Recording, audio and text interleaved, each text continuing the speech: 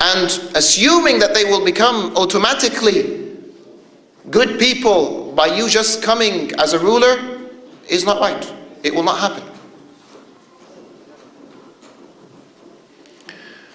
And the turning point of dropping the government was the betrayal that happened in the army and the military coup. And if we would blame Dr. Morsi or the Muslim Brotherhood or the Islamic group in putting their confidence in their army, yes, we would do that. We would blame them. We would blame ourselves of how can we trust a group that was working under a corrupted regime for so many decades.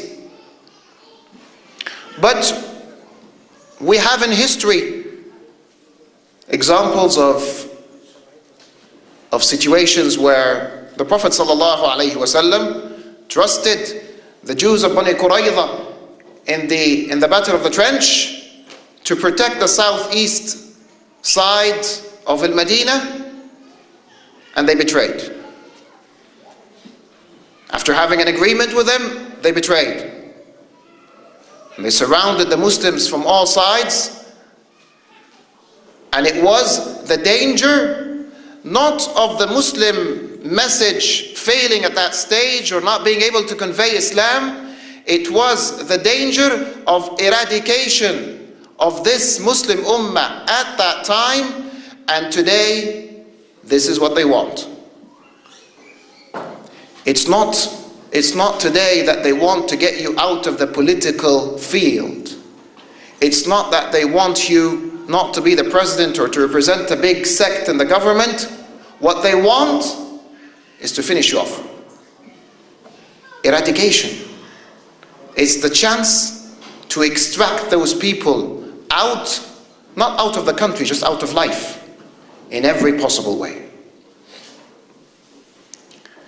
And this is what's happening today. You've got, since the 3rd of July, around 5,000 of your brothers killed. You have got around 15,000 brothers wounded. And today, you have got around 12 brothers detained or arrested. And this will continue. This will continue probably to a higher scale. Because the goal is not politics now. The goal is what the goal of the people of the kuffar and when I say the analogy of kuffar, I don't mean that everyone who's doing this is a kafir. Let's go out of this completely. But the goal at that time, in the 5th year of Hijrah, 1400 years ago, was eradication of this group, and today the goal is eradication of anyone who raises the flag of Islam in this country. So, this is the situation. This is what we're in now. How we're going to deal with this as a strategy, this is different. But let me just stop here and just share with you. It looks like a very black picture, isn't it? The number of victims and the number of wounded and detained are in thousands. We, on our side, from a materialistic point of view, have no tools in our hand.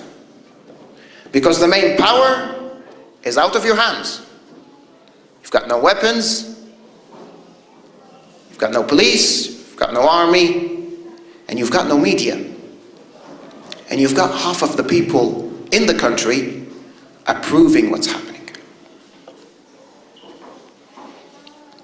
And this is the issue. And this is the issue, is to reach this stage where your brother, let's forget about Islam and Muslim sects, and your brother in humanity is seeing you being torn apart, is seeing your body being burnt after being killed, is seeing all types of torture happening to you, and he's just watching it and saying, they're from the Muslim Brotherhood, they must be burned. So to reach this stage of a deterioration in your level of humanity,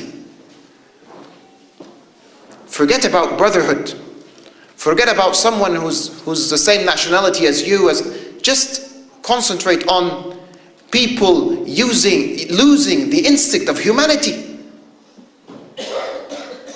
Why are people at that stage? And this is where we need to stop. What happened? What happened? Why are the people reaching that stage of seeing what's happening to their brothers and just standing that passively? And what I want to stop and share with you is what I started with this talk. Brothers and sisters, is there any good of what's going on now? Is there any good that we've got that we can extract out of this calamity? Is there anything to give us hope? Why is this happening? A question repeated by many of your brothers and sisters in Egypt. Why is this happening to us? Why is no family in Egypt today, no family who does not have someone who was martyred, someone who was injured, or someone who's arrested or detained? No family. They're all people you know. Your friends have been killed in front of you. Your brothers who you spent ages with, you've seen them tortured and torn apart. Why is this happening? And let me pause with you with some. There are probably many more than what I will say. But these are some of the goods, of the benefits of the stage that we're in now. Even if it goes in a downhill way, if it deteriorates more, if we're killed more and tortured more, if more are detained, if the Islamic power in the country goes less and less, what have we gained through this? And if we don't stop together and discuss what have we gained, then we are not understanding the message of Allah subhanahu wa ta'ala. What's the good thing about what happened? Number one, wallahi, brothers and sisters, what has happened in the last two and a half months, since the end of June till now, the whole goal of you sitting in front of me here, coming to this place, involved in a jama'ah, and I would assume that this is the goal of every brother and sister sitting in front of me. What is your goal? Your goal is Allah subhanahu wa ta'ala. Your goal is Jannah and nothing else. If there is any other niyyah, if you need any other goal other than those, then revise your niyyah. The goal is Allah subhanahu wa ta'ala and His Jannah, nothing else. And through being in a group like this, you gain tarbiyah, you gain education, you get closer on the path of Allah subhanahu wa ta'ala. The Muslims in Egypt have not seen a course of tarbiyah in their lives more than what they had in the last 2 months. And they had to feel truly, not just saying it, we saying it together. Akhi, where does the victory come from? It comes from Allah subhanahu wa ta'ala. If me and you say it together with our tongues and we don't feel it in our hearts, we've got a problem and we need to revise this. Where does the victory come from? Is it from Allah? Can you really feel that now? Well, there are a bit of more reasons.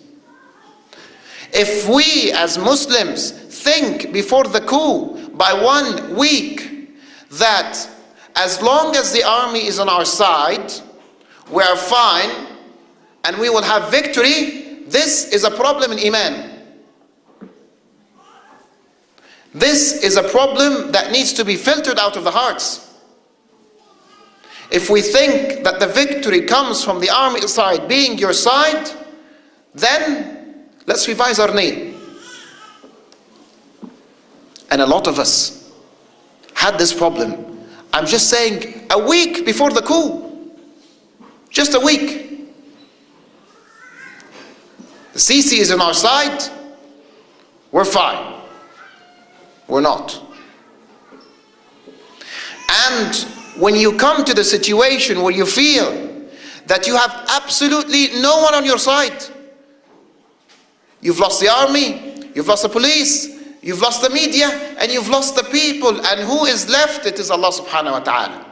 Have you got any other reason on the ground now to give you victory apart from Allah subhanahu wa ta'ala? No, this is the goal. The Quran will teach us through every page to know that وَمَا النَّصْرُ إِلَّا that victory does not come except from Allah subhanahu wa ta'ala. And assuming that they will become automatically good people by you just coming as a ruler is not right. It will not happen. And the turning point of dropping the government was the betrayal that happened in the army and the military coup. And if we would blame Dr. Morsi or the Muslim Brotherhood or the Islamic group in putting their confidence in their army, yes, we would do that. To protect the southeast side of Al-Madinah, and they betrayed. After having an agreement with them, they betrayed. And they surrounded the Muslims from all sides, and it was the danger not of the Muslim message failing at that stage or not being able to convey Islam. We would blame them.